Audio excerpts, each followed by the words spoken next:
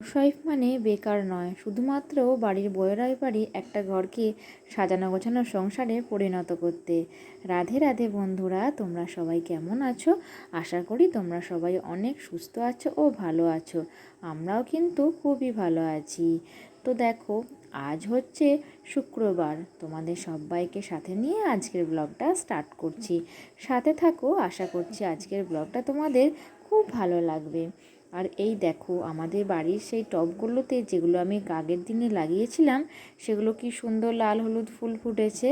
তো তারপর দেখো বন্ধুরা, সকাল থেকেই না আমি আজকে এই রুমটা বাগাতে আরম্ভ করে দিয়েছি। মানে এই রুমটা বাগানো আরম্ভ করা দিয়ে আমার কাজগুলো আর কি শুরু করলাম, সকালের কাজগুলো। তো এই তাকটা না খুব নোংরা হয়েছিল, ধুলো হয়েছিল কদিন ধরেই। আর কি বলো তো, ছোট ছেলে নিয়ে কাজ করি তো, সব দিন সময় হয়ে ওঠে না আর কি। তো ভাবি যে পরিষ্কার করব, কিন্তু কি বলো তো, ছেলেকে স্নান খাওয়ানো সব করতে গিয়েই আমার অনেকটা সময় চলে যায়। তো ছেলে তো এখন ছোট, ওর সব দেখাশোনাটাই আমাকে করতে হয়। তারপর কি বলো তো, মেয়ের দেখাশোনাও তো আমাকে করতে হয়। তো সেই জন্য না সব সময় করে উঠতে পারি না। তো সেই জন্যই না একদম সকাল থেকে এই তাকটাই বাগাতে লেগে পড়েছি। একটু বেলা হলে, যত বেলা হয় তত কাজের ঝামেলা বাড়ে, তো তখন না আর সময় হয়ে ওঠে না আর কি। তো দেখো, তাকটা প্রথমে না সব নামিয়ে নিলাম, নামিয়ে দিয়ে না ভালো করে পরিষ্কার করে মুছে দিলাম, মুছে দিয়ে আবার গুছিয়ে দিচ্ছি। তো এভাবেই না সব দাগগুলো বাগিয়ে নিচ্ছি আর কি। তো নিচের দিয়ে না বাড়লে কী হয়, বারে বারে তোলানামা করা খুব অসুবিধা হয়। তো সেজন্য দেখো, ওপর থেকে নিচের দিকে না দাগগুলো সব বাগিয়ে নিচ্ছি। তাহলে আর কি কী হয় বলো তো, বাগানোটা আর কি তাড়াতাড়ি হয় আর আমার সুবিধাও হয়। তো এদিকে দেখো, এই তাকগুলোতে না পেপার পেরে দিয়েছি। কেন বলো তো, ধুলো হয়ে না এগুলো দাগ হয়ে যায় আর কি। তো সেই জন্য না পেপারটা পেরে দিলে কি হয়, ওর উপরে আর কি দাগগুলো হলে না যে পাথরটা আছে ওটা আর কি পরিষ্কার থাকে, চট করে নোংরা হয় না। তো তারপর দেখো, তোমাদের সঙ্গে কথা বলতে বলতে আমার দুটো তাক অলরেডি বাগানো হয়ে গেল।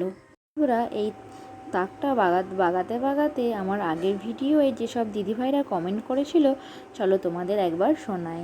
তো আগের ভিডিওতে চঞ্চলা দিদিভাই কমেন্ট করেছেন, সত্যি খুব গরম পড়েছে গো, খুব ভালো লাগলো তোমার ভিডিওটায়। রীতা কর্মকার দিদিভাই কমেন্ট করেছেন, নাইস ভিডিও। আর দিশানি ওপো দিদিভাই কমেন্ট করেছেন যে, রাধে রাধে দিদিভাই, খুব ভালো লাগলো ভিডিওটা। তো আমার ভিডিওতে দিদিভাইরা কমেন্ট করেছেন, আমার কিন্তু এই কমেন্টগুলো পড়তে খুব ভালো লাগে। তরফ থেকেও সব দিদিভাইদের জন্য রইল অনেক অনেক বেশি ভালোবাসা ও শুভেচ্ছা।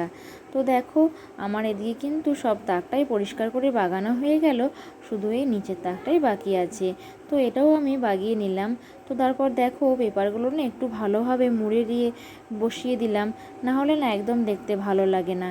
আর এই যে ছবিটা দেখছেন, এটা হচ্ছে আমার নন্দাই ও তার ছেলের ছবি। তো এটা অনেক দিন আগেকার, যখন আমার ভাগনা আর কি অনেক ছোট ছিল, তো তখনকার এটা ছবি। তো দেখো, সেগুলো সব সুন্দর করে সাজিয়ে দিলাম এবং গুছিয়ে রেখে দিলাম।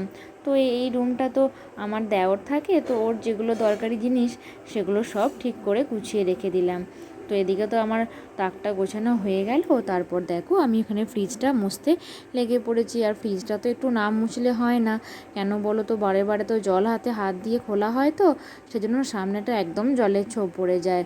তো সেই জন্য না বেশ টিপে টিপে পরিষ্কার করে মুছে দিলাম। তো তারপর ফ্রিজটা মুছে দিয়ে না এই ফুলদানিটা একটু ঝেড়ে দিলাম। এই গোলাপ ফুলের কাছে কি বলো তো, মাকড়সা ওঠে না, ঝুল করে দেয়, তো সেজন্য না দেখতে একদম বাজে লাগে। তো তারপর দেখো, ওটাও পরিষ্কার করে ঝেড়ে পরিষ্কার করে দিলাম আর কি। তো তারপর কি করলাম, যে খাটের স্ট্যান্ডগুলো আছে এটাও না আজকে একটু মুছে দিচ্ছি। কি বলো তো, রোজ রোজ তো আর মোছা হয় না, তো মাঝে মধ্যে পরিষ্কার করে মুছে দিলে না এগুলো পরিষ্কার থাকে, না হলে কি বলো তো, ধুলো পড়ে না নোংরা হয়ে যায়। তো তারপর কি করলাম, খাটটাও একটু পরিষ্কার করে মুছে দিলাম। আর ঘর দুয়ার যত পরিষ্কার পরিচ্ছন্ন থাকবে, তত দেখতেও সুন্দর লাগবে এবং রোগ জীবাণুটাও না অনেকটা কম থাকবে। তো আমি যতটা সম্ভব চেষ্টা করি আমার সব ঘরগুলো পরিষ্কার পরিচ্ছন্ন করে রাখার। রাখার। তো তারপর দেখো এই রুমটা ঝেড়ে বাগিয়ে মুছে একবারে ঝাঁটটাও দিয়ে নিলাম। তো পরিষ্কার করে ঝাঁট দিয়ে নিলাম, মানে পুরো রুমটাই পরিষ্কার হয়ে গেল। তো তারপর চলে এলাম আমার রুমটাতে। আর ছেলে এখন খেলা করছে আর মেয়ে পড়তে বসেছে। তো সেই জন্য না বিছানার এদিকটা আগে বাগিয়ে নিচ্ছি, তারপর ওদের বলবো যে ওই ঘরে একবার যেতে, তারপর গোটা বিছানাটাই বাগিয়ে নেব। তো প্রথমে কি করলাম বলো তো, চাদরটা না পরিষ্কার করে টান টান করে গুঁজে নিলাম, তারপর ঝেড়ে নিলাম। তো ওদেরকে না ওই রুমে পাঠিয়ে দিয়েছি। তো ওরা ওই রুমে আছে, আমি তখন বিছানাটা ভালো করে গুছিয়ে নিলাম। কি বলো তো বন্ধুরা, ছেলে থাকে বলে না আমার বিছানাটা একটু সবসময় নোংরা হয়েই থাকে। মানে সারাদিনে প্রায় 6 থেকে 7 বার তো আমার বিছানাটা বাগানো হয়েই যায়। তারপর কি বলো তো, বিছানা একটু ফাঁকা থাকলে না দেখতে ভালো লাগে। তো সেটা তো আমার আর হয় না, কেননা ছেলে থাকলে সব সময় তো ওর বিছানা পাড়তেই হয়। ও তো সকাল থেকেই 2 বার ঘুমায়, তো ওর বিছানাটা আবার নতুন করে পাড়তে হয়, পেরে ওকে আবার শোয়াতে হয়। তারপর তো ওর খেলা করা আর করা সব তো বিছানাতেই। এখন তো ও মেঝেতে খেলতে পারে না। তো যখন ছেলে একটু হাঁটতে পারবে তখন আমার বিছানাটা খুব পরিষ্কার থাকবে। তো যাই হোক, দেখো আমার সব ঝাঁট দিয়ে পরিষ্কার করা হয়ে গেল, আর নোংরাগুলোও সব নিচে ফেলে দিলাম। তো বন্ধুরা দেখো, 2 দিন বৃষ্টিতে আমাদের উঠোনটা কি অবস্থা হয়েছে। উঠোনটা তো একদম পুরো শ্যাওলা পড়ে গেছে। আর এই বর্ষাকাল এলে তো এই উঠোনটা তো একদম নাবাই যাবে না, এত স্লিপ হয়ে যাবে যে পা দিলেই মনে হয় গড়িয়ে পড়ে যাব। তো সেই জন্য কী করি বলো তো, এই উঠোনটা না মাঝে মধ্যে ব্লিচিং ছড়িয়ে রেখে আর কি ঝাঁটা দিয়ে বুলিয়ে দিই, তাহলে পরিষ্কার হয়ে যায়। নাহলে তো স্লিপ খেয়ে পড়ে গেলে কোমর বা পা ভেঙে যাওয়ার সম্ভাবনা থাকে আর কি। তো তারপর যাই হোক, দেখো আমি মোছার আগে না আমার মা এসেছে আর কি বাপের বাড়ি থেকে। তো ছেলের শরীর খারাপ বলে না দেখতে এসেছে। তো ওই যে ফ্রিজের ঘরে যে আমগুলো দেখলে ওগুলো সব মাই এনেছে। তো মা এনে না ও আনার পর ওগুলো সব ওই রুমে রেখে দিয়েছিলাম আর কি। তো তারপর দেখো মাকে মুড়ি দিয়েছিলাম, মা মুড়ি খেয়ে নিয়েছিল, দিয়ে ছেলে তো এখন না ঘুমাচ্ছে। তো সেজন্য কি বলো তো, ছেলেকে ঘুম পাড়িয়ে দিয়েছি আর আমি এদিকে মোছামুছিটা করে নিচ্ছি। তো মা তো এই কিছুক্ষণ আগেই এলো।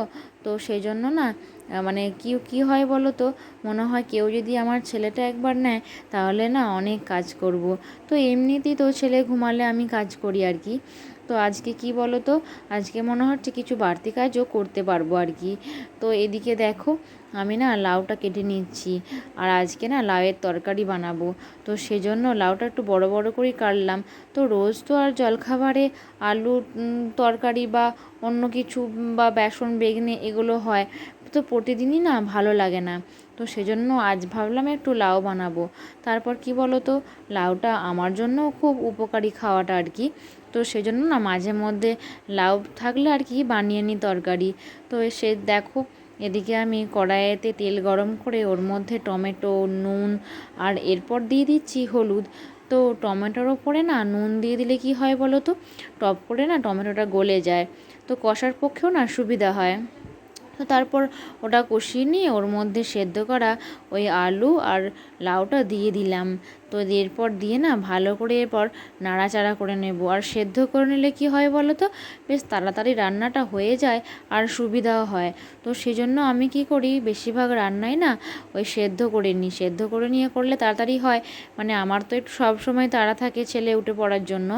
তো তারপর দেখো ভালো করে তরকারিটা আর কি নাড়াচাড়া করে জল দিইনি, মানে লাউ থেকে তো এমনি জল বেরোয়, তো সেই জন্য আর জল দিলাম না। দেখো কেমন জল বেরিয়ে এসেছে।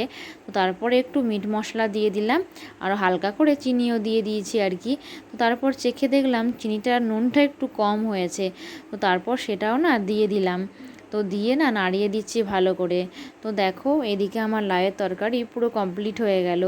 তো তারপর এদিকে দেখো মা না দুপুরের আনাজ কাটতে বসে গেছে।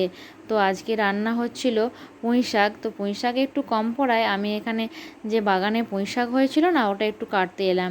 তবে অল্প করেই নিলাম, মানে এই তো সবে বেরিয়েছে আর কি, সেজন্য দেখে দেখে নিলাম। তো যেগুলো ওপর দিয়ে উঠছিল সেগুলো আর নিলাম না, নিচে থেকে দেখে দেখে কডব কেটে নিলাম। তো দেখো আমি কিছুটা পরিমাণ পুঁই শাক কেটে নিয়েছি। তো কেটে নিয়ে মাকে দিয়ে দিলাম, মা কাটছে দুপুরের আনাজটা। আর কি বলো তো, কাটতে কাটতে বা ভাবলাম যে বাড়ির সামনেটা না একটু নোংরা হয়েছিল, তো একটু সার্ফের প্রয়োজন ছিল। তো সেটা আনতে এসে দেখলাম যে কালকে ওর বাপি যে বাজার থেকে গ্লুকন-ডিটা এনেছে ওটা না আজারা হয়নি। তো কি করলাম, শুকনো পরিষ্কার কৌটোর মধ্যে না ভরে দিলাম। আর এই প্যাকেটের মধ্যে থাকলে কি হয় বলো তো, বারে বারে খুললে না এটা হাওয়া পেয়ে জমে গিয়ে না নষ্ট হয়ে যাবে।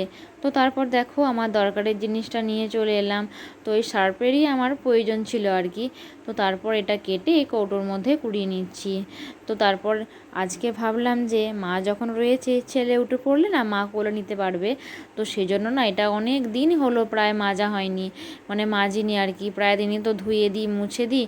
তো কী হয় বলো তো, এগুলোতে না পায়ের যে নোংরাগুলো থাকে সেগুলো বসে যায়। তো এটা তো যাওয়া আসা করা হয় এটা দিই না, তো সেজন্য এটা নোংরা হয়ে যায় খুব।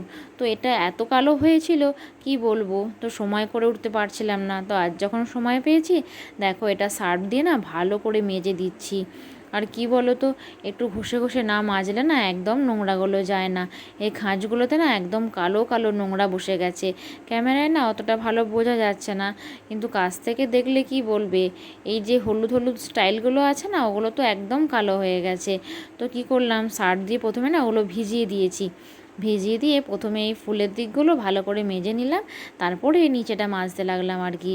তো নিচেটা না মাজতে অনেক দেরি হবে আর কি, তো সেজন্য একটু পর করেই আর কি লাগলাম। এগুলো আর কি ভিজিয়ে দিয়েছি তো একটু টপ করে ছেড়ে যাবে আশা করছি।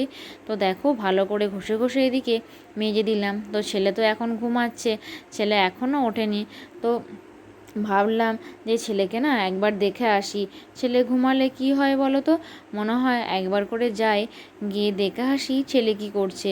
তো দেখে এলাম যে ছেলে এখন ঘুমাচ্ছে। তো এদিকে আমি মেজে ওটা ধুয়ে নিয়েছি। তো আজকে বাজার থেকে নিয়ে এসেছিলো পনির, তো পনিরটা আমি কেটে দিচ্ছি। আর দুপুরে রান্না তো তোমরা সবাই জানো যে বড় মাই করে, দুপুরে রান্না আমি করি না। তো কিছু সাহায্য করতে হলে আর কি করে দিই, যেমন মশলা বাটা হয়তো কাটা বা এই টুকটাক পনির কেটে দেওয়া, এসব করে দিই আর কি। দুপুরের রান্নাটা তো আমি করি না। তো দেখো আমি পনিরটা এখানে পিস পিস করে ছোটো ছোটো করে কেটে দিচ্ছি। এই পনিরটা না আজকে পোস্ত বানানো হবে, তো তরকারি হবে না। তো পোস্ত বানানোর জন্য না একটু ছোটো ছোটো সাইজ করে কাটছি। আর তার মধ্যেই একটু সাইজটা বড় রেখেছি, কেননা পনিরটা তো একটু ভাজলে ছোটো ছোটো হয়ে যাবে। তো খুব ছোট হয়ে গেলে না একদম ভালো লাগবে না। তো সেজন্য একটু ডুমো ডুমো করে মানে তার মধ্যেই আর কি কেটে নিলাম। আর আমার না এই পনিরগুলো না কাটতে খুব ভালো লাগে ছুরি করে। তো তারপর দেখো আমার কাটা হয়ে গেছে। একটা ছোট থালার মধ্যে না এগুলো ঢেলে দিলাম, বড় থালাটার মধ্যে নিয়েছিলাম কাটার সুবিধার জন্য।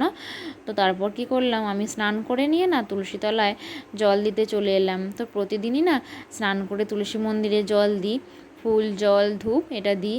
তো রোজ রোজ তো তোমাদের সঙ্গে শেয়ার করা হয় না, তো আজকে ভাবলাম তোমাদের সঙ্গে শেয়ার করে নিই। তো আজকে দুপুরে রান্না হয়েছিল দেখো পটলের ঝাল, আমড়ার চাটনি, পনিরের পোস্ত, আর হয়েছিল পুঁই শাক ভাজা।